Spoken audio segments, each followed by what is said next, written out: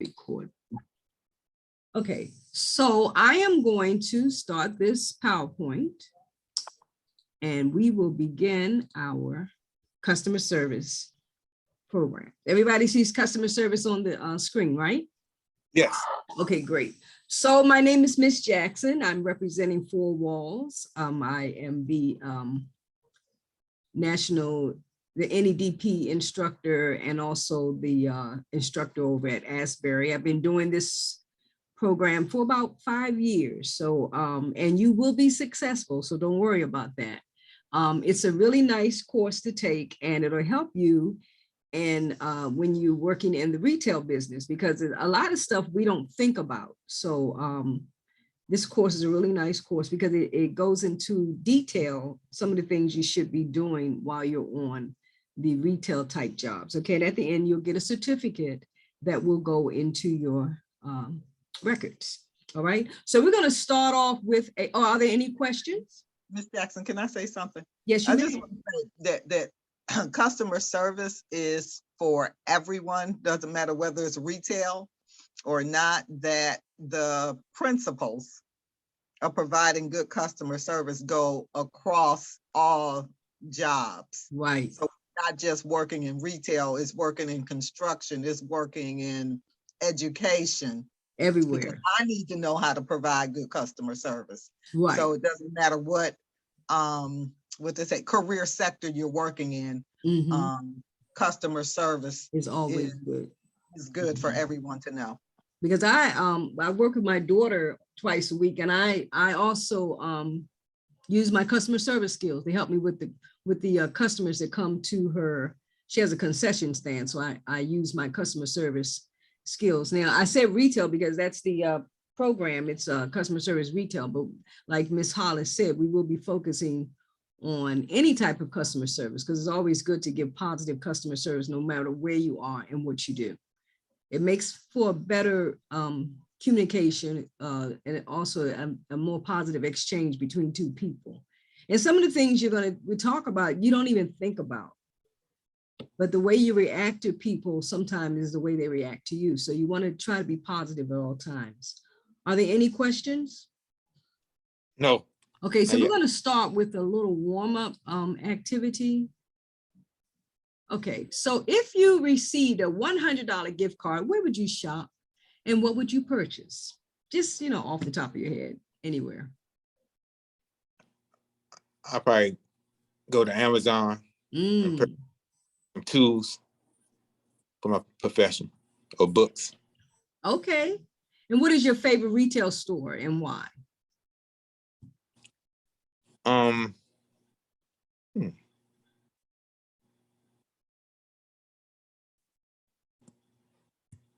You probably have a lot of favorites, huh? Yeah, I have a lot of favorites. My favorite, I think my favorite would be Amazon because I shop there all the time. It's convenient for convenience. Yeah. But there's so many other places that you could shop. Okay. This is just a little warm up, that's all. And like I said, its focus is on retail, but as Ms. Hollis said, this goes across the board. So what would your next major purchase be and why?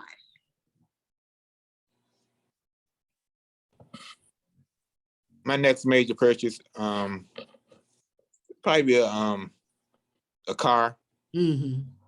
And it's because mine getting old. Yeah. I'm dependent for work and stuff. So yeah. And if you were to open a retail store, what would you sell and what would your store be called?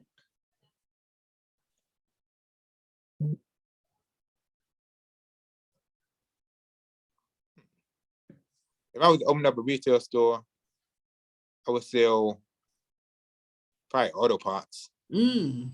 Everyone. So you're into cars, yeah. I don't know what kind of store I would open.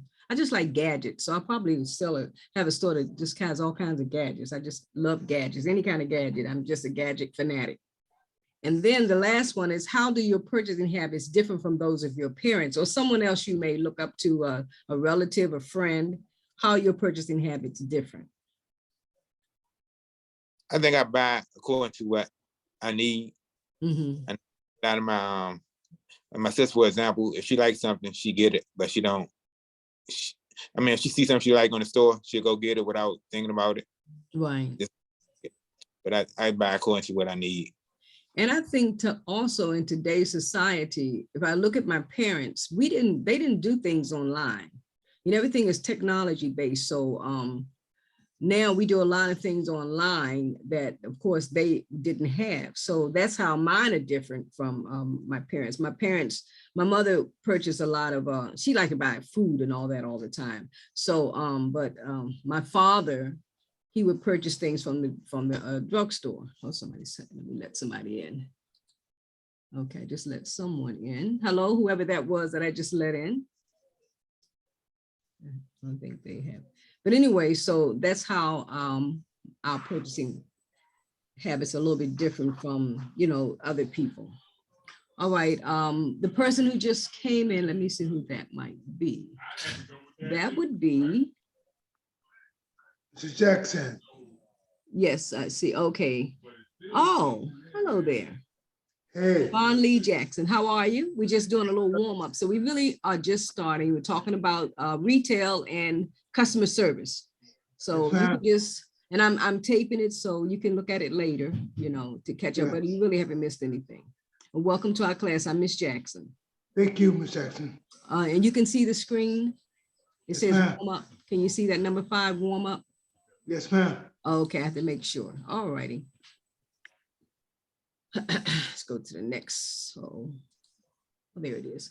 Okay, welcome to retail. What is retail? Retail is a process of selling products and or services to customers to earn a profit. So that's what retail is all about. You're trying to sell something, you want to make some money. So what's the purpose of having retail if you're not going to make any money? So that's what you have to do. So you're going to try to find products that your customers are interested in buying. Okay. If you have any questions as we go along, you can feel free to just say whatever you need to say. The objectives of this program will be to define retail and recognize distribution channels, describe the retail ecosystem, multi-channel retailing and omni-channel retailing, recognize different ownership models, discuss new and future retail capabilities, and describe the economic impact of retail. Products. How do we determine what products to sell? Products are based on the needs of the customers, and store locations are based on the area. Can you give me an example of some of the products you may, or the types of locations you may have in your neighborhood? And what do they mean by that? What do you mean by the needs of the customers? What would you find in certain places that you might not find in other places? Because that's basically what they're saying. Anybody? Coffee shops. Say it again. Coffee shops. Okay, your voice is kind of He said coffee shops. Oh, coffee shops. shops. Yeah. Okay.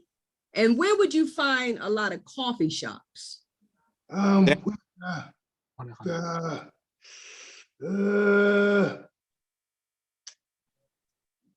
Single people. Where would you find them? Single people. It's a lot of static. Sorry. What other stores would you find? What other types of stores in different neighborhoods? You'll find restaurants. Okay, and where would you find a lot of restaurants?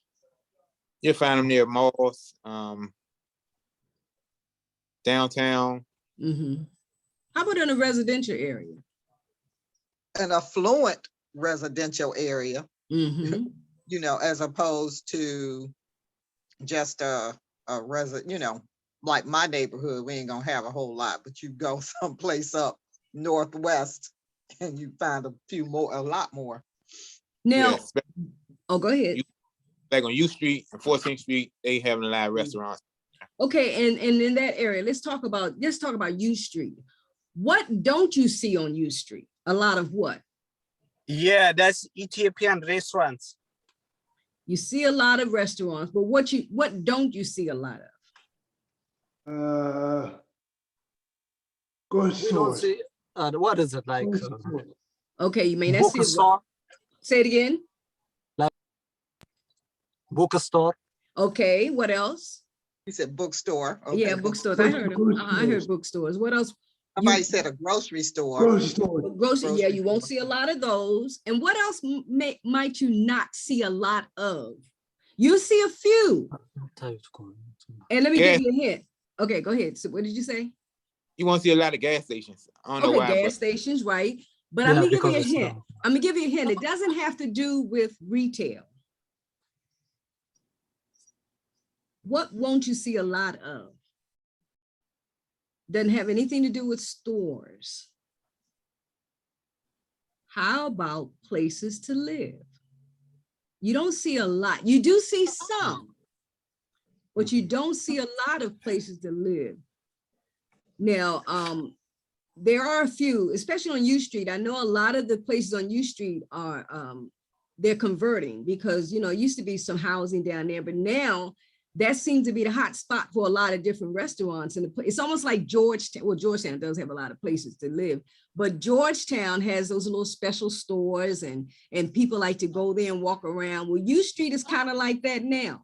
And when I was a little younger, there were houses. I knew a couple of people that lived on U Street, but they seem to be getting away from that because that seems to be more of a place where you would shop, where you would go and you go to the restaurants, especially around on 14th Street, around in that area up towards U Street. So that the whole demographics are changing. You know, you don't have the people living there as much, but you do have more stores because that's what they're trying to sell. And a person may not necessarily want to buy a house in a neighborhood that has a lot of stores in it because there's always a lot of traffic, a lot of noise. So the store locations are based on the area. And that's what it says on the screen. And it also is based on the needs of the customers. But the area would be places where you don't really have a lot of people living. You may have a few, and the apartments over there are very small. The new ones they're building, they're very small because they're not really there to accommodate the people to live there. They want to make some money. Okay. Any other comments or suggestions? Anything? Let's move on. Store locations. and I know Mhm. I know a lot of people wouldn't want to buy a house up on U Street because parking and crime and vandalism. Yes. You have people coming in and out, and I don't think that well, Yeah, definitely. And you know what? They have a lot of what do you call it? Restaurants where they play music and it's very loud. Somebody else is coming. I had a girlfriend who, well, she still lives over there, and they're supposed to have this noise ordinance thing at, you know, after a certain time, you're not supposed to play loud music or whatever, but she lives right over top of a bar. And they blast that music every single night. And it doesn't seem as if there's anything she can do about it. She doesn't want to move, but she said the noise is terrible. And this is every single night of the week. Even though they're supposed to shut the music down at a certain time, they don't turn it And I'm down. in Renetta's class. Yeah, I went down to see. I seen them doing it. Yeah. Did you want me to send you the link? Miss Hollis, you know, you need to put yourself on mute. But anyway, so how you determine what stores should be in a particular location, products are based on the needs of the customers. Stores can sometimes be based on the economic status of the neighborhood. So what stores would you find in a neighborhood where the people really don't make a lot of money? What types of places would you find there? Anybody have an idea? you'll find probably some mom and pop shops on the corner stores, Yeah, or things like cigarettes and candy. right. And what fast food places might you find in those neighborhoods? McDonald's. Yeah, you don't find a lot of McDonald's and places like that in your more affluent neighborhoods. And a lot of times the people who live in those neighborhoods, they don't want them in there because they feel that they attract a certain type of people, which is, you know, that's how they feel. Now, you do have some McDonald's and some fast food places in some of the neighborhoods, but you don't see a lot of them. I tell you what I didn't see. I went out to, I was out in, I think it was close to Bethesda, and I couldn't find an Aldi's. I did not find an Aldi's grocery store, and they don't have one in the neighborhood. You know, they have Whole Foods somewhere up on Wisconsin Avenue, but I wasn't able. Now, they may have it now. This was a couple of years ago. I don't know what's happened since the pandemic, but I know at that time I did not see an Aldi's or I forgot the name of the other store. So certain stores they don't allow in the neighborhoods. You know, they have that much pull and they can determine what goes in there. And there some neighborhoods you don't have that much to say about what goes. They have a lot of liquor stores sometimes. And like you said, little mom and pop stores and candy stores and places like that. But some of the neighborhoods, they just don't allow them in the neighborhood because they feel it brings the value of the property down. And then bars. Yeah, they don't have those. And I know in Maryland, they don't have liquor stores. They have the wine and spirit stores where they sell all kinds of stuff and they sell like sandwiches and things like that. But, you know, and just look at, sometimes you can go outside and just look. If say for instance, you're thinking about moving to a certain neighborhood, you can just look and see what types of stores and you kind of get an idea as to what goes on in the neighborhood. The things they allow in it. Okay. Are there any questions? No. Okay. No. All righty. So the goal of the retailers is to provide the customer merchandise or services they want, when, where, and how they wish to purchase them. So that's what they do. So when a person is getting ready to open up a store, normally they go out and they look and see what type of people, you know, live in this neighborhood, what types of things are going on and what, you know, what do I feel that could benefit me and also the people who live there. Because if you open up a store, nobody comes to your store, what's the point? So they want to make sure it's something that is useful in the neighborhood they're putting it in. In order to be a successful retailer, it is important to do the following. You got to know your customers. You provide a service that your customer needs, provide excellent customer service, put the customer first, know your product, and become familiar with the neighborhood. Okay, that's very important to be a successful retailer. Can you think of anything else I may have forgotten? I don't think, let me see. I know that's those are the key points when it comes to my job when the employee to have a certain image. So they give us uniforms and then they like you can't wear your own pants. You have to put your shirt in your pants because when the customer see you, you represent the business. So you just can't have your pants hanging down. Right. You have to have your belt on. You have to have your shirt presentable. You just can't have your shirt open. Right. Different things that you have to have be nicely shaved and represent the business. So. And I don't think people really realize how important that is, because a lot of times we may look at someone and say, oh man, they look okay, what's the problem? You know, but just think if you were at a restaurant and somebody came to you and they were shabby, you know, they dressed really bad, the clothes weren't clean, would you want to eat there? I mean, really, because they're representing the company. They're representing where you are and what you're trying to do. If you go now, if I go into a store and I'm trying to buy an outfit, and I'm a person who really has no fashion sense whatsoever. So I'm going to find somebody that dressed nice. And I'm going to say, okay, I need to hook this up with that because I have no idea what to do. You know, my girlfriend, she tells me what to buy because I can't, because I go to the store, I have friends that just say, look, you know, you need to buy this and that, and this goes together. I tend to just wear stuff that matches. But, you know, when I go into a store, I want to ask one of the representatives, okay, look, I like your outfit. I want something like that. Help me. But if I'm not representing my company well, if you're a customer service person and you look like whatever, I'm not going to go to you. And it's going to look good, bad on my business too if I'm the owner, because the person who is servicing me doesn't know how to dress. Now, I tell you, one time I went to my daughter was trying to go get her hair done. So we looked at JCPenney's and they have a beauty parlor there. And she wanted to get her hair pressed.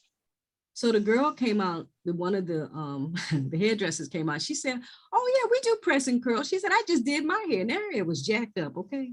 It was so funny. She said, Mom, she said, I'm not getting my hair done. This woman, her hair look horrible. but she thought she looked good, but it was not good. So like you said, you have your business tells you what you have to wear, you look a certain way.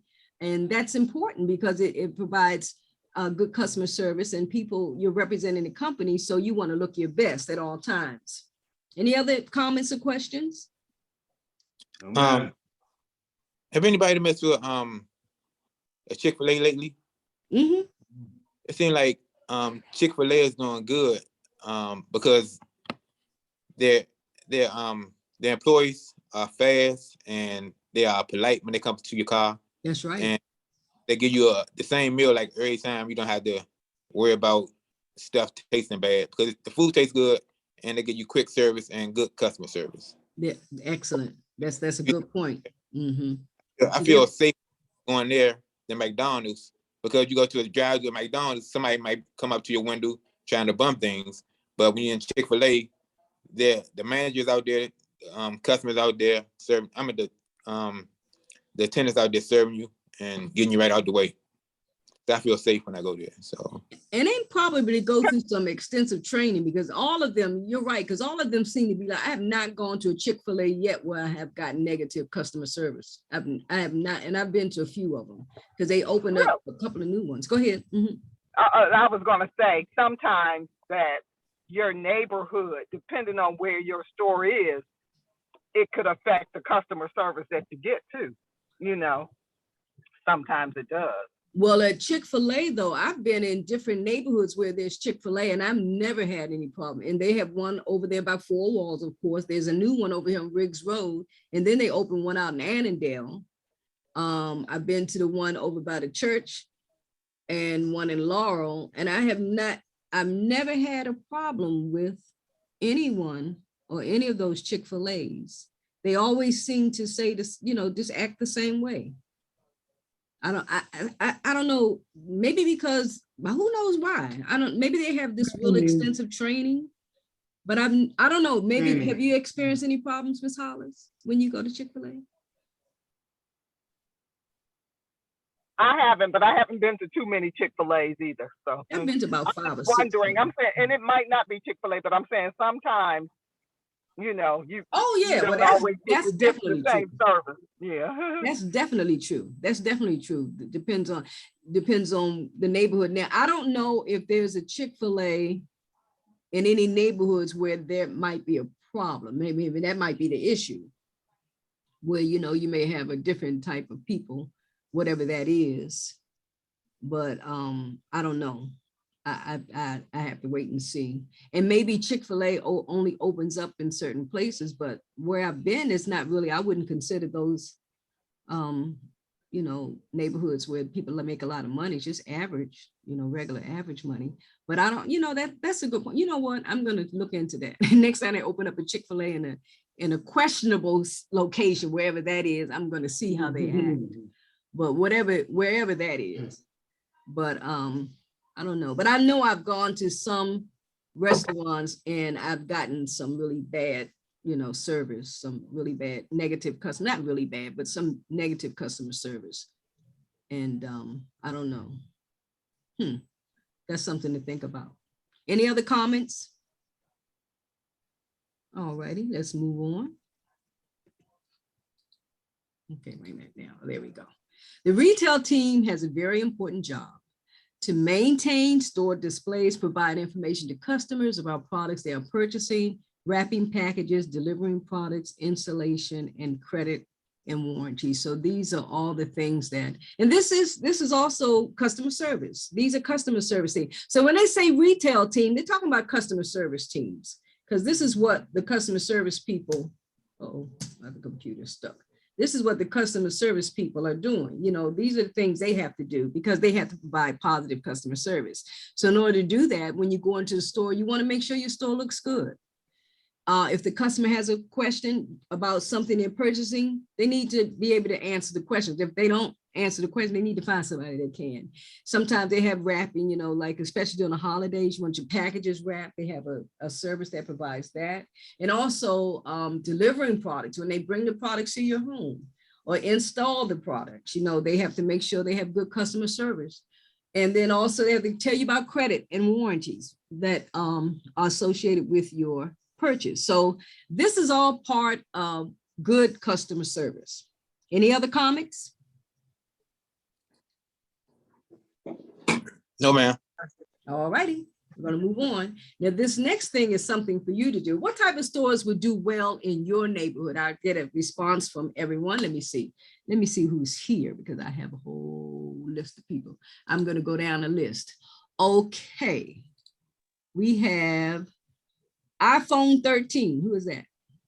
Tyrone. Maybe. Okay. What neighborhood, what store would do well in your neighborhood? iPhone 13? I think it'll be a Family Dollar or CVS. I like that store. Okay, and why would you say that?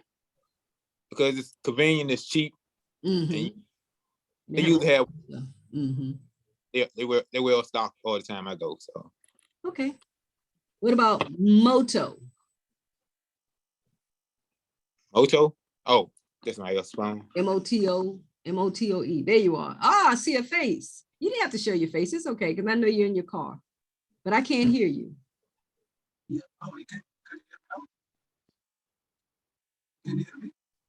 I know you're saying something, but I can't hear you. Uh-oh. How about now? Can you hear me now? Yes. Okay, so my other friend is phone.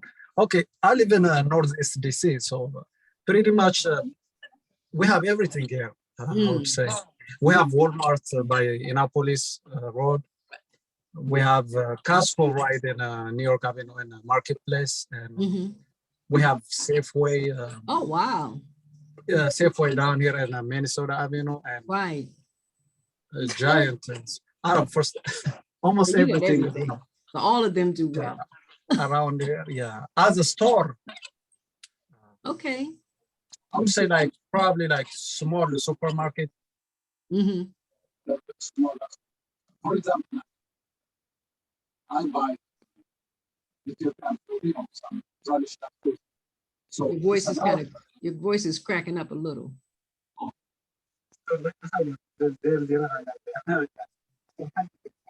See, there's like an echo. Do you have two phones or do you have two phones or one phone? Yeah. We was using 2 phones. You have 2 phones? Yeah, we have 2 phones. Now can you hear me? I hear you, but there's like an echo. It's almost like you have two phones on at the same, like maybe both of you have the. How about now? Yeah, that's better. Okay. But I got you though. I heard basically what you were saying. Safeway, there's Costco's. Yeah, I heard everything. So that's pretty good. So you have that's a very versatile neighborhood. You got a little bit of everything. You don't live far from me actually. So yeah, we got just about everything. So that's pretty good. I would like a Sam's Club though. I like Costco, but I like Sam's Club too. So they don't have that. Okay. So Liana.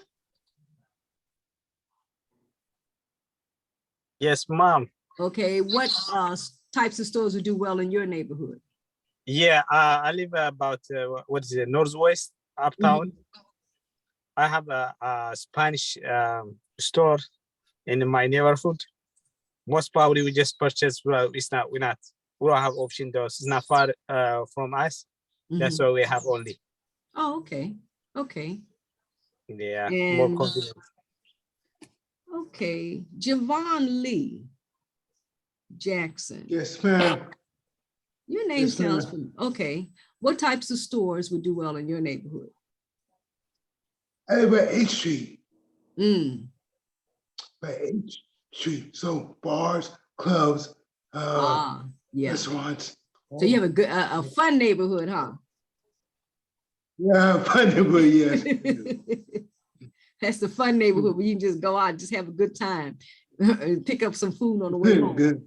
Sounds like a plan. Uh-oh, somebody else got to be admitted. Yes, ma'am. Okay. I just admitted Adolf. Hello, Adolf, new person. Okay, they're connected to audio.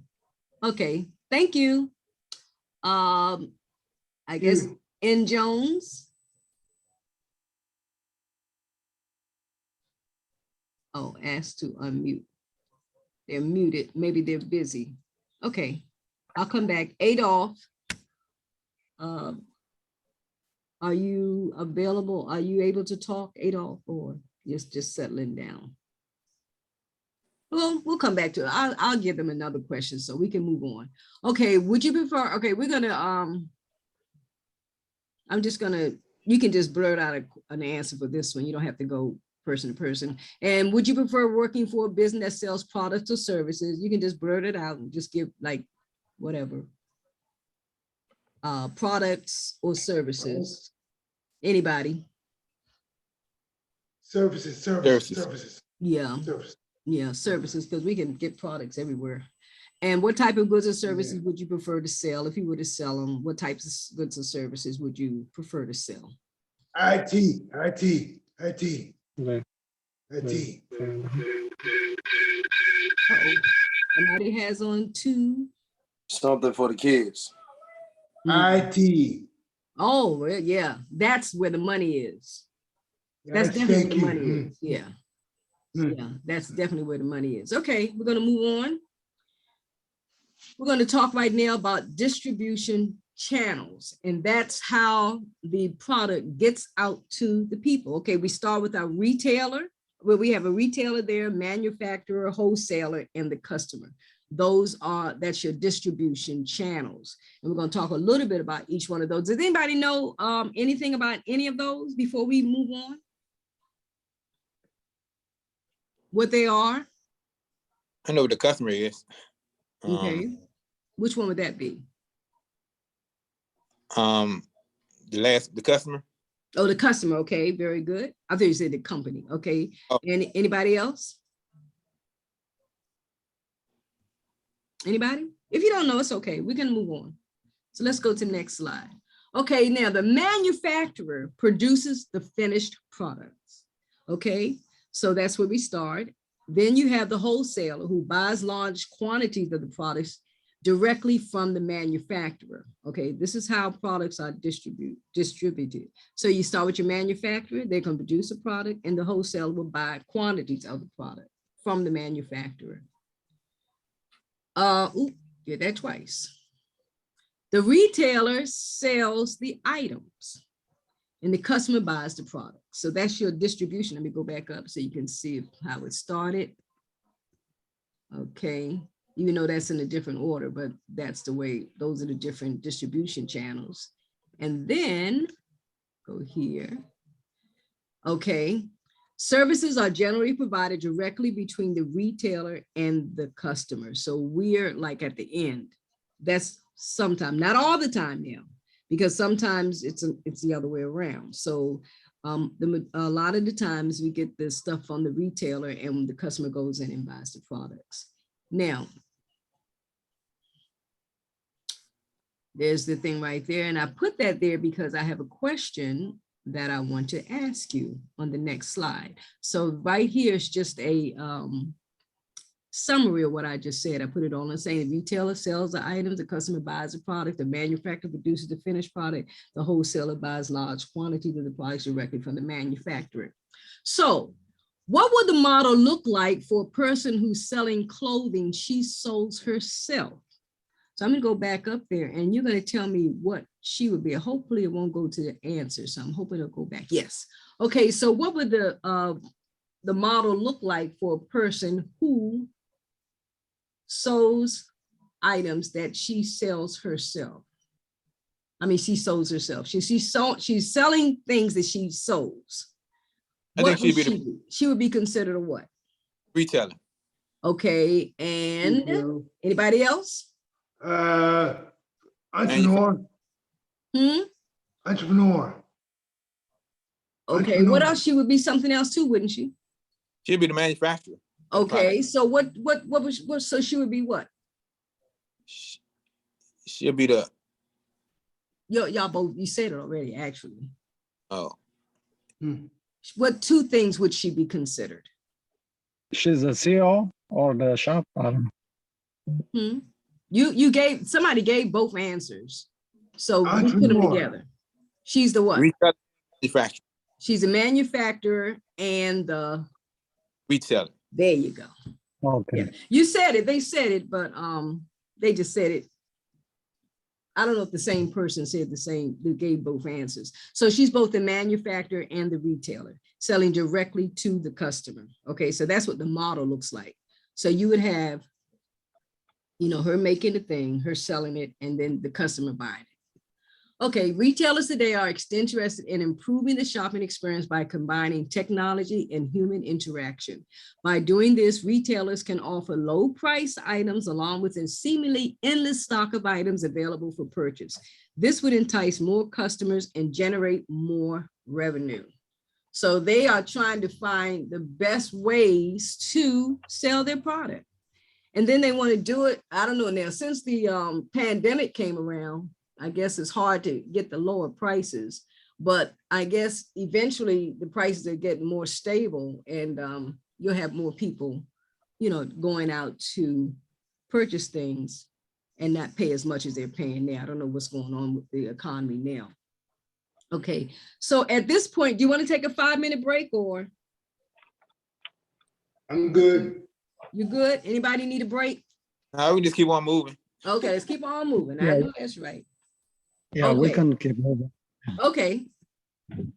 Retail ecosystem. A retail ecosystem connects many approaches for meeting the goal of retailing. Its purpose is to provide customers with merchandise by whatever means necessary. These methods include direct or phone sales, e-commerce sites, apps, targeted marketing, experiences, services, amenities, and interactions. The system could be a multi or omni-channel environment. Now, have you ever heard of those types of environments? No, I never heard of OMNICHANNEL. No, I'm a channel. All right. Channel. And just a little extra, we're going to talk about that. A retail ecosystem is an interconnected system of approaches for meeting the goal of retailing. Its purpose is to provide customers with merchandise by whatever means necessary. Now, although this is about customer service, in order to provide good customer service, you need to know these types of things because, you know, you got to help the customers. So by getting this information in you and knowing how to react to the customers and knowing what to do in order to provide good customer service, you need to have this type of information. Okay, these methods include, I think we just did that one, that was a double. In multi-channel retailing, retailers may carry specific merchandise in their stores and other different goods via e-commerce to distinct channels. In omni-channel retail, a seamless consumer experience is created. For example, if a customer is interested in a specific item, then the app may show customers similar items related to the purchase. Okay. The benefits of omni-channel retailing. Using technology simplifies the consumer shopping experience. An employee with a mobile device can greet the customer, provide excellent customer service, locate item, and process the payment right away. The customer does not even have to wait in line.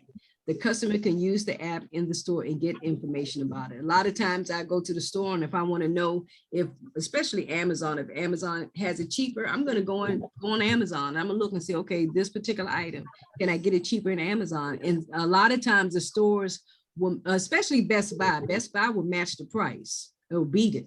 Because I've gone in Best Buy a couple of times and purchased something, I'll find it cheaper somewhere else and I'll show them it on my phone and they say, okay, we can meet that price, and they do it. As everybody is competing again for customers. Any concerns, any questions? I'm sorry. Feel free to say anything, you know, while I'm talking. It's kind of hard because we're not face to face, but. Okay, the benefits of omnichannel retailing. When items cannot be located in a store, a sales representative can look up an item and let the customers know when it will be in stock. The customer can also be informed as to where the item is located, and representative can make arrangements to get item for the customer, either having it shipped to the store or to the customer's home. Okay. When a customer purchases an item using an app, the omnichannel system performs such duties as holding an item for pickup at the retailer, shipping an item to customers' preferred location, etc. If a customer views an item online to purchase later, the system can mark it as a favorite on the retailer's website to be purchased later. Also, many times the history of viewed items is generated. So you may forget what you've looked at, and you may want to go back and say, okay, well, what did I see before? So a lot of times that history is there and you can go back, especially if you do a lot of shopping online, because they can tell you some places where you've looked in the past and go back and say, okay, especially if you get where you've gone. So here we go. This is shows you multi-channel. So the customer has to go ahead, they can get the item from a physical store, online store, catalog, social media. And if you notice that these are not necessarily connected, okay, this is the multi-channel. You have a lot of different places where you can buy the stuff, but it's not necessarily connected to each other. Do you know of anything where that might be an issue? Can you think of something? It's kind of hard. It's kind of, anybody think of any place? No. Well, I tell you one thing I can think of. It's kind of tricky because I know on social media has these DIY products. You know, you can make these things and they got all these arts and crafts stuff. So I bought a button machine and I wanted to make keychains from this particular button machine. And on DIY products, they had the button machine that I have, and they were making keychains with it. So I called the company I got the machine from, and they told me they don't know where to get the parts. So that's not a good thing because it doesn't connect. I see all these projects I want to make, but it's not connected to the products. I got to find it. The dollar store has a lot of the DIY has a lot of products you can make with the dollar store, but if they don't have that particular item in the store, you can't make it.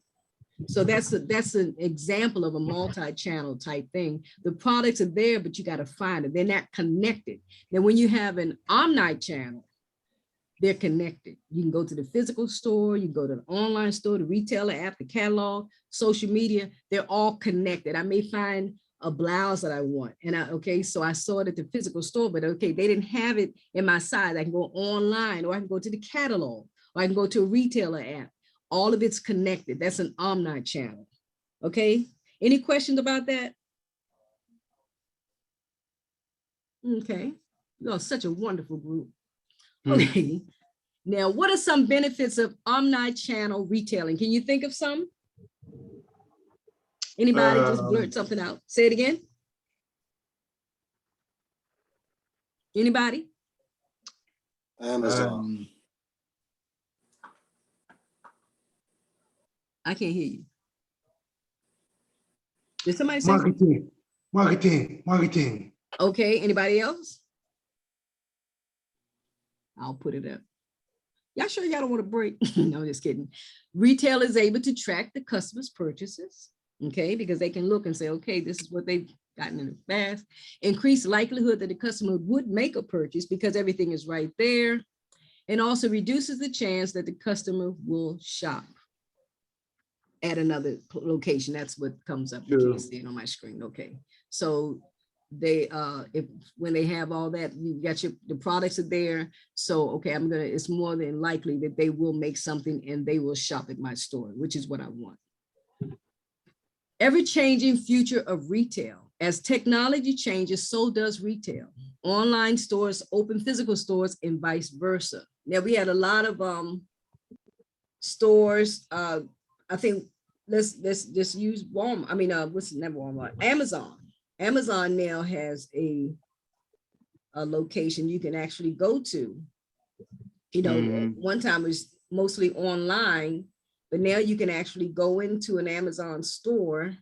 I think it's in Virginia, and pick up some things. So they have physical stores now.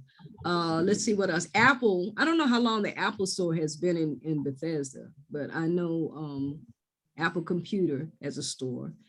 And some stores have gone online. They started out as a physical store. One that I know of, but I don't know if there's any more open now, but Dress Barn, I used to shop at Dress Barn, and I don't know if there's any more Dress Barns that I can actually physically go to, but Dress Barn is now online. Montgomery Ward is another one that you can shop online. Anybody else? Any other stores? Grocery stores, Mm-hmm. groceries. Shoe stores. What kind of store? Oh, yeah, Shoe. grocery stores, right. Right, because what's Peapod for Giant and Safeway has one. I Yeah, can't think of yeah. one for Safeway. And Amazon. Amazon, right, because Amazon gets their stuff from Whole Foods. Yeah, Shoe stores. yeah, you can do grocery shopping on Amazon too. They get their stuff from Whole Foods. And there's a lot of stores.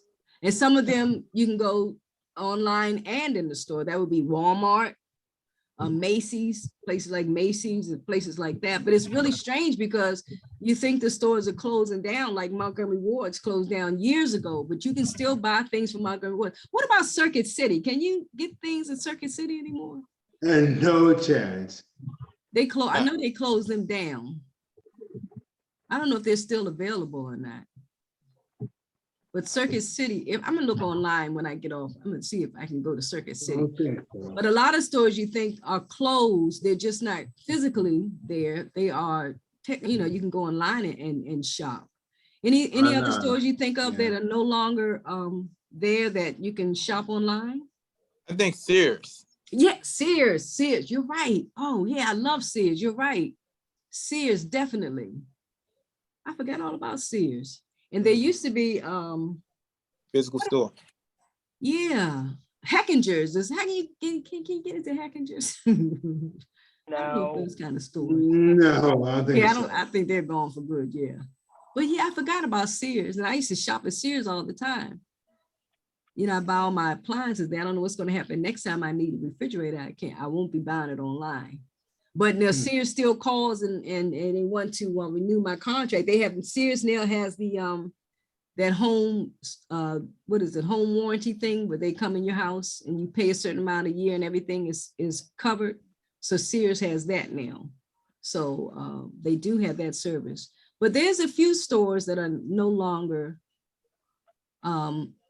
physically there, but you can go online and shop, and buy what you need to buy online. And sometimes online is better because, especially when you're buying clothes, there's unlimited sizes, so you can get your size. And if they don't have it, they can always order it from somewhere, because stores don't have the space sometimes to keep a lot of items. So many times when you go into the store, even now, you may want to buy something and they don't have it, and they will order it for you because, they have the warehouses where they keep all of this stuff.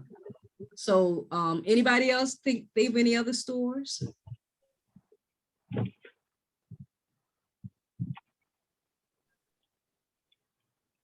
I guess not. Okay, we'll move along. Ever-changing future of retail, more subscription services which offer discounts on purchases. Virtual environments so customers see what products look like. Robots perform customer services. Customers who do not like to find items on their own can get personalized services to select items. Now, give me an example of a robot performing a customer service. On phone. Okay, now how's the phone doing that? How many calls?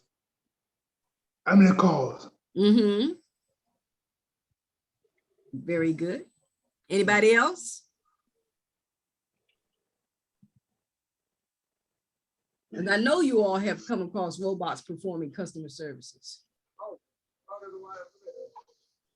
Anybody? Oh, not really. You probably just don't realize that that's what it is. Anybody? Unless the computers, Okay, those are the closest things to robots that I yeah, that's considered a robot. Yeah. Because have you ever gotten on the phone and say, for instance, you want to find out, let me see. Something about an item where the question that you're asking is not one of the recorded questions. So the response doesn't really go with what you're asking. You know what I'm trying to say? I may be saying, do you have this in a size 13 or a size 4 or whatever. And because the robot computer has not been programmed with that response, most of the time Might give you another. right. Or they'll say, would you like to hold for a customer service representative? Right. Okay. Yeah, I've been across that before. Yeah, that happens a lot.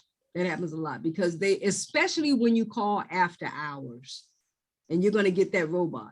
You're going to get that robot, that computer. Okay, so that's one example of the robot services. They have pre-programmed responses. What about Alexa? Is she real? I don't have that. Is she real? Not real, but she can play what you want. Huh? She's not real, but she play every song I wanted to play. I know, but you she will do that. But let me tell you what my girlfriend had Alexa. She still has it. And one of her friends decided to fuss at Alexa. And he started saying a few choice words, just being funny. Alexa's decided she was going to shut everything down. So my girlfriend had all her stuff hooked up to Alexa, and Alexa got whatever. So Alexa said, I do not understand what you're trying to say. And next thing, everything shut down. Everything. Everything. It was so funny. Man. It was so funny. And believe me, he said a few choice words. It was really funny. But everything shut down for about 5 minutes. And she had to tell, my girlfriend had to tell her friend, stop making all that noise. And we were laughing. It was funny. But yeah, so those are the robots. See, they're programmed to respond in a certain way. And when you don't respond the way or say the things you want them to say or do the things the way you're supposed to do it. Yeah, Siri a part of it. That's right, because they're machines. Google, even though you don't think they're machines, because they talk to you like they're not machines, but they are machines. But this is the ever-changing future of retail. This is what's going on. They're using a lot of people were afraid to have these robot types things in their stores, but somebody has to program them. Because what's going to happen if the robot doesn't respond the way it needs to respond, you're going to lose customers, because nobody's going to sit on the phone and wait for you to reprogram your computer in order to get whatever service they need to get. So they're going to move on to another place. Okay. Anybody else had any other experiences with that?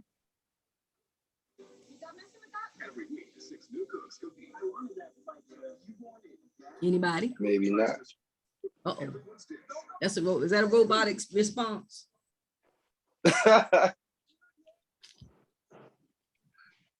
Okay. Maybe not. So like I said, you have ever-changing future retail, more subscription services with offer discounts or purchases, and I'm always looking for a discount. Virtual environments so customers see what products will look like. Now, do you know of a virtual environment where you can see what the product is going to look like? Can you think of one that comes on TV all the time?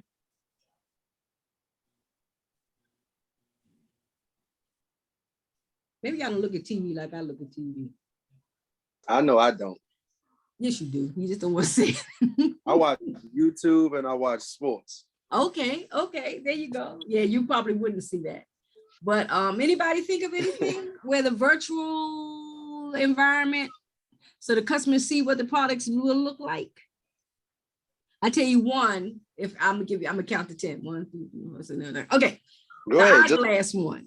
Have you seen the one with the eyeglasses? I forgot the name of the eyeglasses, but now they have the thing where you can actually see what the eyeglass looks like. I don't know how it works because I don't know. I think you have to buy the eyeglasses, and then for some kind of way you can try them on while you're looking at the thing on the screen, and it shows you what they look like. Yeah, you try them on virtually. You try them on virtually. Yeah, what is that? What's that? Do you know the name of that? I can't think of the name of it. And I don't know how they do that, but I'm sure, because on the commercial that I look at, you don't know, well, you know which pair is a real pair because they actually take the pair off of their eyes, but then there's another pair of glasses right up under them.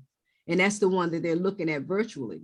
So I can't think of the name of it, but that's one company that uses a virtual environment. There are other virtual environments for a lot of times for people who are doing construction of houses and stuff, and they want to put certain things, how it's going to look in their house. They have software and programs where you can actually put the furniture in the location you want it to be in. There's a whole bunch of stuff out there. You know, a lot of companies have. That sounds crazy. I know. But you know what? There's another one that the police use. That's a virtual environment. Is it software? What's that? A lot of times when they put the faces together, they used to have the police do the sketches. You know, they used to do the sketch artists. Mm-hmm. Now they have the software where they can just put the face together with the different programs. So they don't have to use the sketch artists anymore. They use the actual programs, and they put this, their eyes look a certain way, and they put it on there. They change the shape of the face. You know, and there's another. Yeah, these computers that came a long way. Oh my goodness, in a very short time. And have you used? Huh? Short time. Yeah. Oh yes, that's what I was going to talk about. Yes, that's a good one. You use that one? Do you use that? Yes. Yeah, I like that one. And I remember a few years ago, I went to a carnival and they had something that was before it really became popular. And I went to a carnival and they all I had to do is I think they took a picture of my face or whatever, a certain you know, holding her face a certain way. And I was dancing and everything. And somebody looked at the video and they thought it was me really dancing, but it wasn't me. It was funny though. But yeah, I still have that. CD, that DVD. It's really nice. But that's a nice technology. So it's a lot out there, you know, and a lot of people know how to do that kind of stuff. That's where the money is too. So the person who wanted to open up an IT store, that's where the money is. That's where the money is. Yeah. That's big business. Okay. Any other comments? I had an experience, not to get off the subject, but we was talking about going into stores. Mm-hmm. So I ordered a couch offline, and it wasn't the couch I wanted when it got delivered. Mm-hmm. So I went to Family Furniture, Mm-hmm. and I got the product that I wanted. But when you go to like you go to in-store places, Mm-hmm. they'll put me for a certain amount, and I got the couch, but all the fees and charges that incurred with the price, it really wasn't worth it. They charge like double the price for the product. But when you get in but when you use your senses with it, it's easier for them to sell it to you, especially when you have a salesperson saying, "Oh, you can get this one, and you don't have to pay. If you pay it off in the first 90 days, Mm-hmm. no interest. And then if you don't pay it off in the first 90 days, it's like you're paying double for the same product." Yeah. So because what happens, all the interest that you would have paid, they put that on there. Yeah. That's what they don't tell you that. So even if you owe $1, if you owe $1 at the end of those 90 days, whatever interest you would have accrued from the original balance, they put that all on there. And they don't tell you that. Yeah. You know, because a lot of people think, oh, it's going to be the same. No. They get you one way or the other. Now, do you think the person who sold you that couch originally had good customer service? Yeah, they had good customer service. But you know, they in it for a commission, so they know what they're doing. Yeah, but that's just being slick. You think it's good customer service?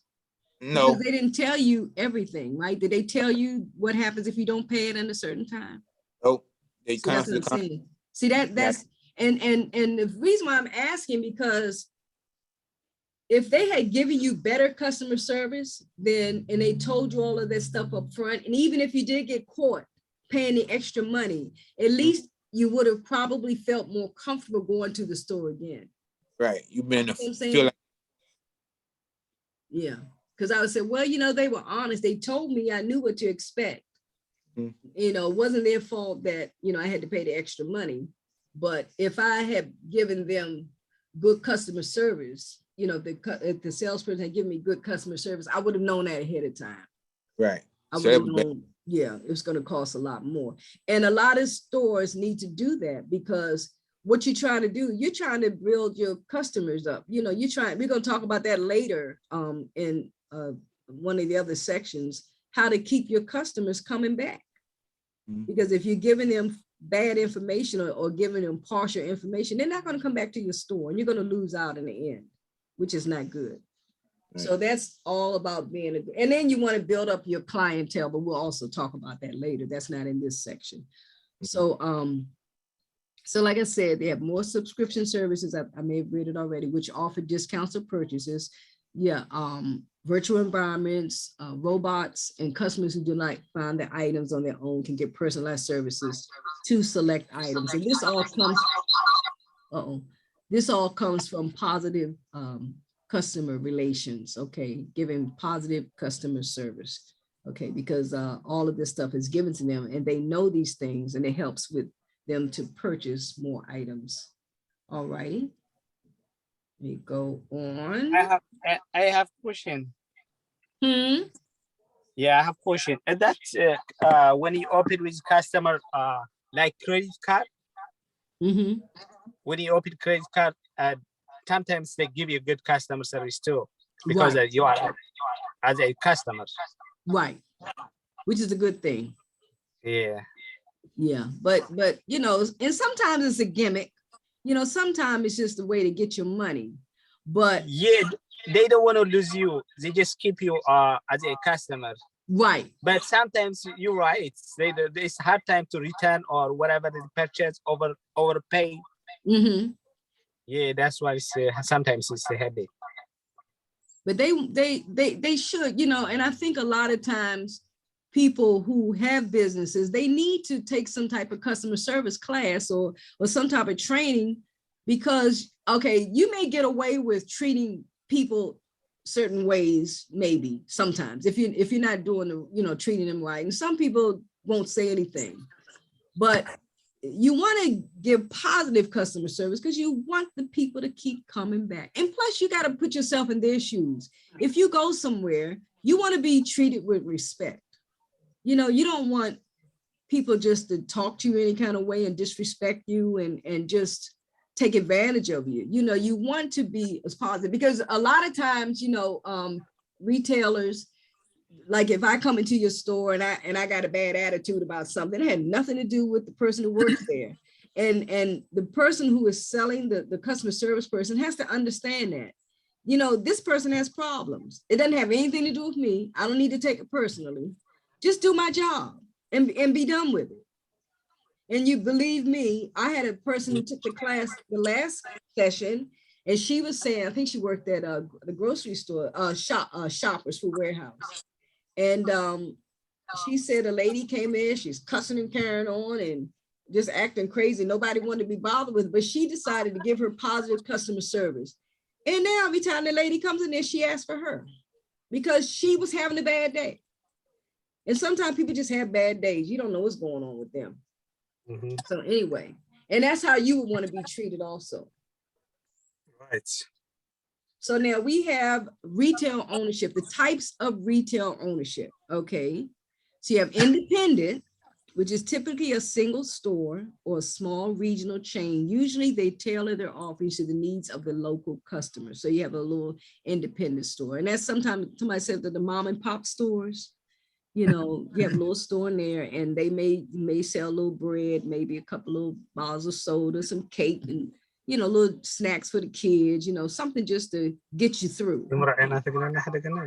Yeah, they may not sell like hamburger meat and you know, meat and stuff, but they sell shelf stuff, you know, canned goods and things like that you can just run in there and get something real quick, you know. And but they're losing a lot of those types of stores, but they do still have some, you know, soda. You may want some soda, little snacks. You have a corporation, a business owned by shareholders through publicly traded stock, usually have centralized decision-making for their multiple store locations. So that's a corporation. Okay. Private companies, even though ownership is typically limited to a single or small number of owner investors, private businesses can be large companies with many retail locations. I spell locations wrong, I'll fix it later. And centralized business operations. There's Ashley Stewart is one. I don't even know if, are they still open? Belks, I know Belks is, I'm not sure about Ashley Stewart. Okay, and then you have a franchise. A license is granted to another entity to retail a company's products or services in a particular area. And you have like, what's it, the pizza place. I forgot the name of that. Anyway, those. I never heard of neither Pizza one Hut. of those two. Domino's. Domino's, yeah, that's what I was thinking about, Domino's and places like that. And also Pizza Hut, KFC. You can't see this part, particular area. Consistency in the customer experience is critical because you're going to have a lot of people come through there. So you have to make sure you have good customer experience, okay? The economic impact of retail. Let me ask you a question. This is just about the franchise. Do you know how much it costs to have a Chick-fil-A franchise? Anybody know? Maybe 300,000. How much? Maybe 300,000. More than that. 1.2 million. No, they don't even make that much money. I do believe. Anybody else know? No clue. We had somebody look at the other day. They said $10,000. I think it's $10,000. Depend the area. But Where? they make $200,000 per year. The owner, I think it was $10,000. And they had that commercial there on TV. The young lady who has I think she has 2 Domino's franchises. She got she's 27, and she worked her way up from being just working in the store at 23, and now she owns 2 Domino's. So you can buy into, I forgot, McDonald's. McDonald's is expensive. I can't remember how much somebody told me a couple of years ago. And then you got to go for the training too. So if anybody's interested in getting a franchise, they do have those available. And then when they come in, they'll tell you exactly where you can open up your store. And you just pay into it. You got to take the training. You have to do what they say. You can't just go in there and sell. I can't go in there McDonald's and decide I want to sell my stuff. You got to sell McDonald's stuff, because you're representing the company. But you can buy into those and you can make your money. Okay, and that's how, because they're going to get theirs. Okay, so economic impact of retail. Retail is one of America's largest industry. It is the largest indicator of job growth, consumer spending, sales, and inventory. It drives the U.S. economy. Retailers support 1 in 4 U.S. jobs and 20% of jobs in every state. So retail is very important. Unfortunately, a lot of the stores are closing because of the money situation, but they are still a very important large industry. Any questions? Any comments? Okay. Get into a restaurant, a good investment? Say, well, depends on where you want to put your restaurant and how much you have to put into it. How popular is the restaurant, Right. I remember my daughter, she works in the food industry. She's a chef. And we went to New York they have the food shows, and where the different companies bring their products in for you to taste, and then you can decide whether or not you want to provide their food for your restaurant. Well, we were there, and that was before, I think it's Buffalo Wild Wings. Is that the name? Okay, so I think that was the one. That was before they opened. So we went there and we sampled the Buffalo Wild Wings, and they were really good. But when I got here and I went to the Buffalo Wild Wings, they didn't taste like the Buffalo Wild Wings I had when I was in New York. They weren't that great. So, depends on what you want. If you're going to get a restaurant, you got to get one that's popular. Like Chick-fil-A looks like it's going to be around for a while. KFC is closing up, so it's kind of hard to find it. Roy Rogers is kind of gone. You can go to Virginia and find Roy Rogers. McDonald's will always be around. So you just got to find a restaurant or fast food place that's popular. You know, it's sort of one of those things. Then you got to make sure you put it in the neighborhood where it's going to be, you know, utilized, because you may put it somewhere with people who don't really eat a lot of fast food, you know, that type of food. So you got to look, you know, look in the neighborhood and see what's in there and see what people like. Maybe you may do a survey, you know, some kind of way. But the places, the companies, the retail places, they have ways of finding out. They have their they do their research and they decide on, you know, what's a good place. Because if you notice, sometimes you may see a restaurant in your neighborhood or somewhere that you go to, and then all of a sudden it's gone. You know, you see that a lot because they don't really support it. And a lot of times too, especially in the district, it's so expensive, you know, the rent. Yeah, the rent is ridiculous. It's ridiculous. They used to have a restaurant on 12th Street. I used to love to go to. This vegan place. It was called, I forgot the name of it, but I loved it. But they closed down, not because the food wasn't good, but because the rent was too high. Mm. So, I mean, that's something you got to think about. So if you're thinking about opening up a restaurant, you got to make sure you can afford it, for one thing, you know, because that's an investment. Okay. Are you thinking about opening one? I was thinking about a way I can start a family tradition where I can leave money. And I thought if I get the right restaurant or something that he can take over once he get older. But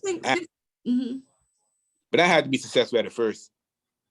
Yeah, just look at where you want to put it and whether or not it's needed. Now I tell you, in some neighborhoods, I know one of my students, she always talked about opening up a store for pets, like some type of like a pet store where you could not necessarily, she didn't have pets there, but you can buy products for pets. And that looks like, you know, you have a lot of places in the district where people have dogs and cats and all kinds of animals for pets, you know, so in some neighborhoods that would work well. Right. You know, so you just got to look at where the need is, and that's what you would go with. So you have to look around. You may have to take some time and walk through the neighborhood and, you know, just become familiar with the surroundings and see what you see people buy. You know, you may even look and see what kind of bags they bring home, you know, what kind of people are there. Yeah, you just got to do some research and just find out what works well. You may be able to go online and see, you know, you may put something in there online. It's maybe some type of program where you can put it in online and say, okay, well, how do you think this will do in this neighborhood? Or what, you know, look at the demographics, look at how much the people make, because that determines a lot too. Yeah. If they make a lot of money, they may want more high-end restaurants, you know. If they're average, not making a lot of money, you may look at more fast food type places, you know. Right. So that's one thing to think about. Okay. Yeah. Okay, let's see, wait a minute. Okay, here we go. Economic impact of retail. The retail industry, like I said, is the largest employer of teenagers, hiring over half of all working teens. Walmart employs over 1.5 million people. Okay, now this has gone up because this was done, I think they took this information in 2020. So this is 2022, so it's changed. But Walmart does employ a lot of people. Walmart also employs a lot of senior citizens. You know, if you go to stores, you see a lot of them as greeters and they call them cart retrievers, where they go get the carts. But I see a lot of people, senior citizens, as greeters. Now, when I went to the Walmart at Ellicott City, believe it or not, they had the seniors doing everything. And I saw one man, he had to be in his 80s, and he was stocking the shelves, which I thought was kind of bad because he looked like he was a little bit too old for that, but he was doing it and he was happy. I have a student now who's trying to get a job, and I told the student I'm trying to encourage him to go to Walmart, because Walmart does hire a lot of senior citizens, and also Giant, I noticed, hires, and Safeway, they hire a lot of people with disabilities. So those are places that somebody who has an issue may want to look for a job. And when I say issue, if they're senior citizens or maybe have some type of disabilities, those stores seem to support people who may not necessarily be able to get a job in some of the places. So, which is a good thing, you know. So retail helps communities. Retail employees benefit communities by, they have volunteering, joining civic organizations such as the Chamber of Commerce and the Better Business Bureau, providing community education, sponsoring events, clubs, and or projects. I know Giant and a lot, Walmart and all them, they allow the people to come, the Salvation Army to come during this holiday to ring the bell. You know, they don't have to pay Giant or Safeway or whatever, or whoever else lets them come in. They don't have to pay to use that spot. So Girl Scouts, I've seen the Girl Scouts out in some of the stores selling their cookies at different stores. So that's how they, you know, help with the community. You know, I see some of them sometimes volunteering at, let's see, I went somewhere and I can't remember, the Giant was there. They were volunteering. I can't remember exactly what it was, but I've seen some organizations like that, retail organizations volunteering. Sometimes too, you have raffles and people will donate TVs and computers for their raffles. Of course, they get, you know, they get a tax break, but still they don't have to do it. The Giant has the healthy eating thing for the community education. They have that, and just a lot of different things going on. So civic organizations such as Chamber of Commerce, Better Business Bureau, they do little things too. So they do benefit the community, you know, by doing these types of things. Okay, any comments or questions? Ma'am. Ma'am. Okay. Okay, going green with environmental efforts like recycling, water conservation, using renewable energy and reducing food waste, providing millions of meals, donating discontinued items, product samples, and other wholesome food items to local food banks. And I know they do that because the food bank across the street from the Walmart on Riggs Road, they get donated items for distribution to different organizations for people, you know, food banks. So, I mean, from the food, different places, and they give it out. A lot of times at Christmas, they donate turkeys and canned goods. They have a little bag. Sometimes when you go to the grocery store, they ask you to purchase something and they leave a bag and you can put the leftover, well, I mean, not the leftover, but the food that you are purchased, you can put in there to donate it to different organizations that, you know, provide food for needy people. I know the Giant in, and I keep talking about Giant only because that's the only one I can think of right now, but there's also a lot of other places. But I know the one in Greenbelt, they have, we talked about recycling, there's a bench, if it's still there, I haven't been there in a while, but there used to be a bench outside of the store, inside the mall, that was made from recycled items.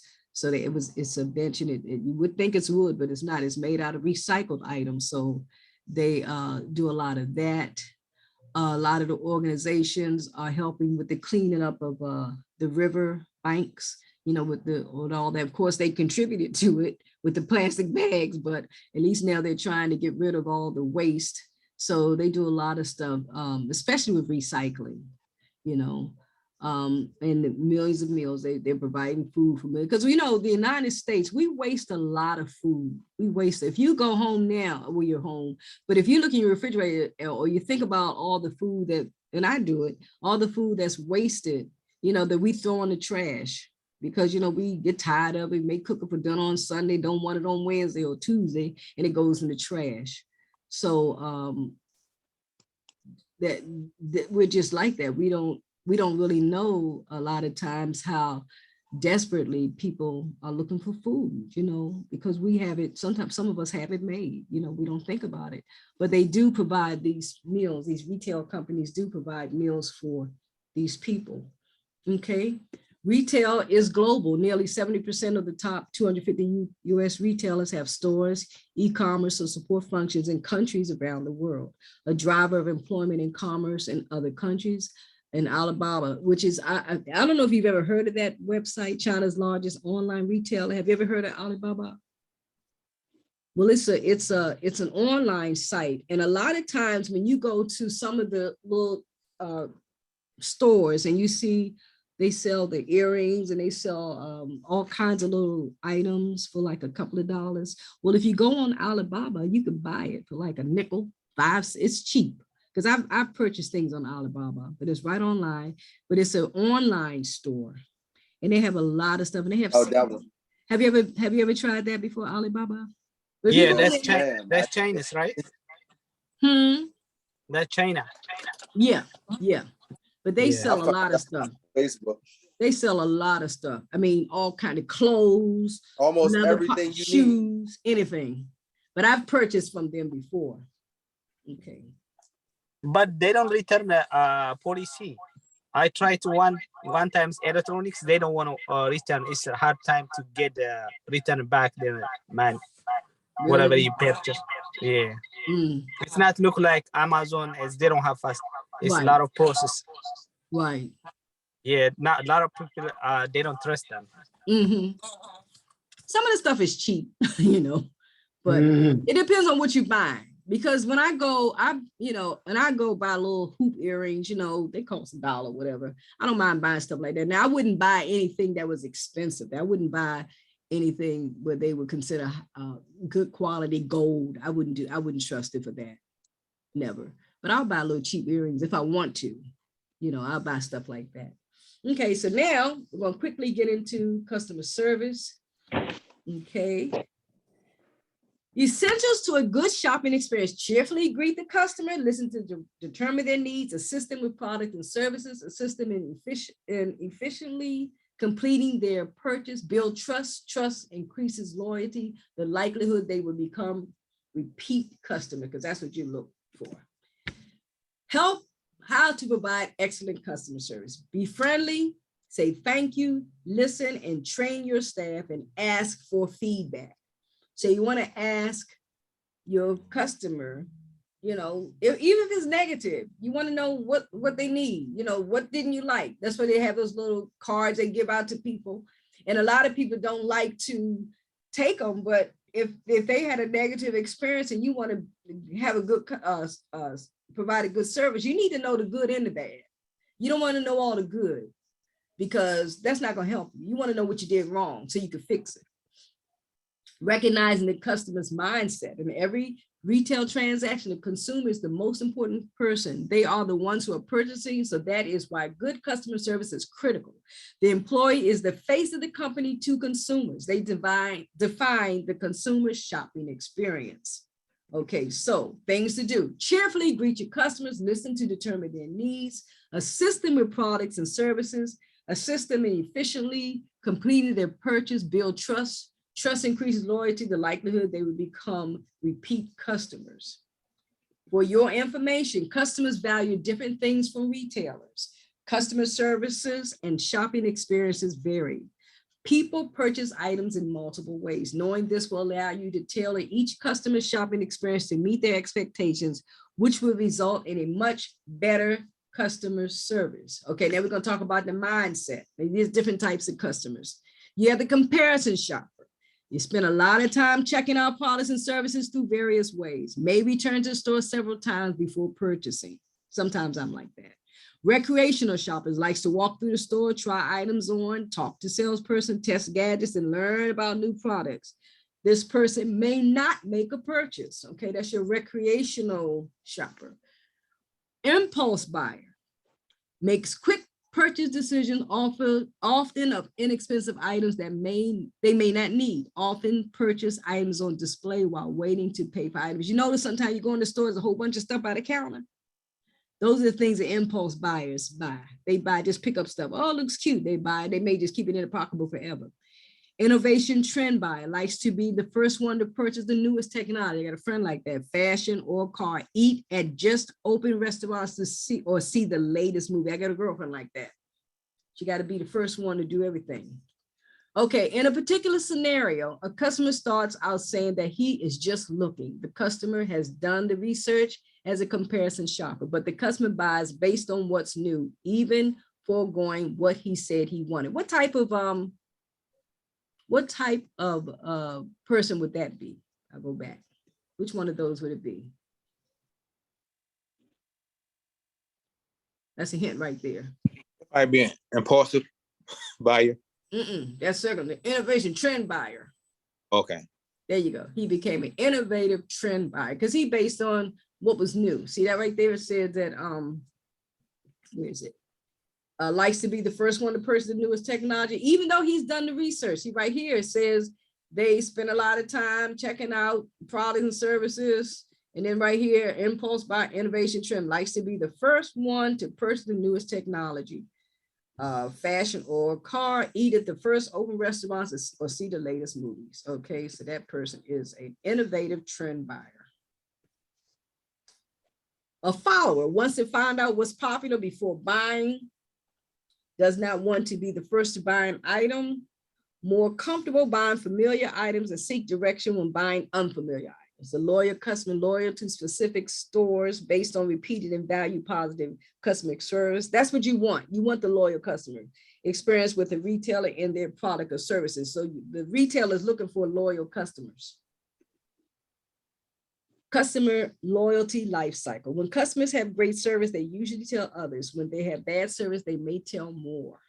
This is bad for the retailer. The customer loyalty life cycle shows points where customer service can influence purchase decisions. Okay, so that's your little cycle right there.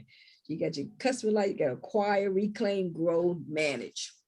Okay, so you have this little lady walking up the steps. Customer has a want or need, starts there.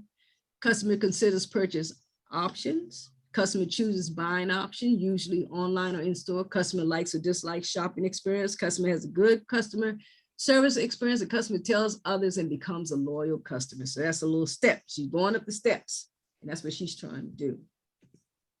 Okay. Many things can impact the cycle. Employees might deliver bad or poor customer service. Okay. Competitors may offer better services or products. Online sites may not be user-friendly. And I don't like those sites where, you know, if I'm looking for something, I'm going page to page and I find something on one page, and then when I go backwards, I got to start all over again. There's a couple, I think they fixed it, but it's a couple of websites because I do a lot of online shopping. Product quality may not be what customer expected. Customers may not tell others about their good experience.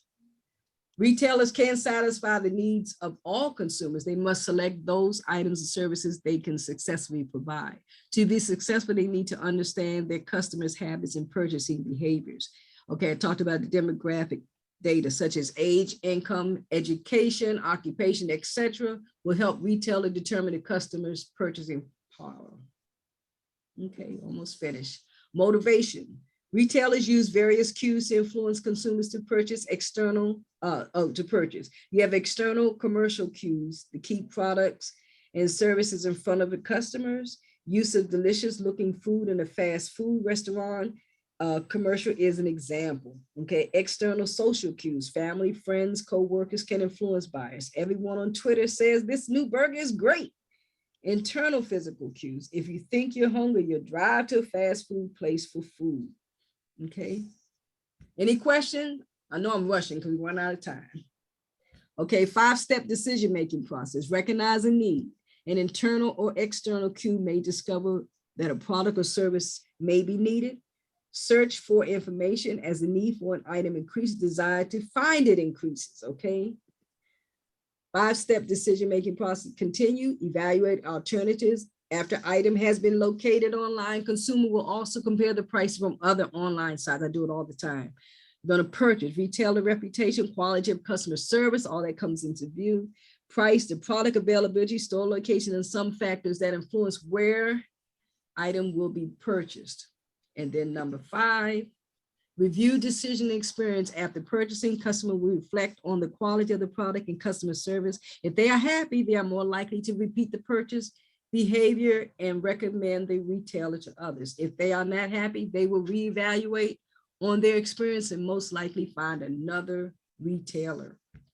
Your role in customers' purchase decisions. Connect with the customer. You're going to pleasantly greet them and make a connection with the customer as soon as possible. You're going to smile and make eye contact. Provide a positive, memorable experience. Be attentive, keep eye contact. Keep a welcoming stance, don't get too close, in a suitable tone when speaking to customers. Listen carefully. Repeat customers' needs. Clarify how you can assist them and provide merchandise recommendations. Share product knowledge and any other additional product and or service options. Pay attention, watch for nonverbal cues. Nonverbal communication signals are cues to help you provide the best possible customer service experience. Make experience easy and distraction free. Be patient. Some customers require more time. Leaving a great impression. Sometimes you may do one part of a transaction and someone else may do another. As they are leaving the store, ask, verify that their needs were met during the visit or plan was put in place to help them. Ask if they need additional assistance. Thank customers and invite them to come again. Acknowledge customers that do not make a purchase. They may still be searching or evaluating items. A pleasant goodbye may bring them back. Okay. Social media influencing customers' purchase decision. A social media influencer is a user who has established credibility in a specific, they make a lot of money too, specific industry and or contact area. The person has a huge audience through their follower network and can persuade others to act based on their recommendations. They can blog, or post to a personal account on Instagram, Twitter, etc., Facebook. Okay. A company website represents, okay, how customers use retail technology. Let's see how much time we have left, but we may want to stop. Let me see how many more slides do I have. Okay, we only have 3 more. Okay, we're almost finished. Okay.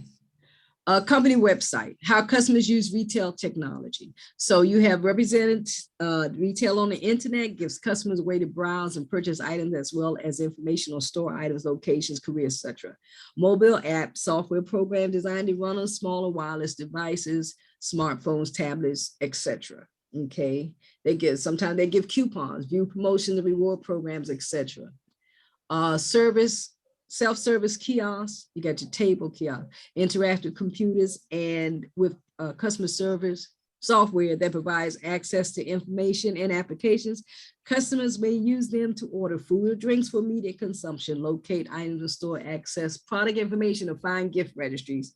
Self-checkouts, customers can scan, pack, and pay for merchandise without assistance of a store cashier. Digital uses technology to display digital images, video, web pages, and text used to attract in-store customers to merchandise, provide price and product information, and share brand. These are just QR codes. I have a QR code reader on my phone, specialized barcodes that contain product information. You can scan it in the store and customers can use their smartphones to scan an item to get the data it contains. Sometimes the data in store information or even discount codes, QR codes are used to track inventory. Okay, and that's it. So right here, any questions? I know I went through fast. I was trying to, because we were running out of time, Lord.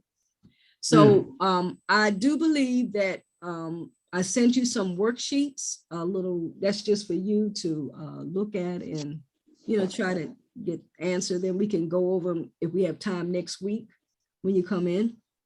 Yes, ma'am. If you have any questions about that, you can always call me or text. I don't know if you have the email address came up on the invitation, so you can email me. If I don't get back to you, just call me, because sometimes I don't check my email. I ain't gonna lie to you.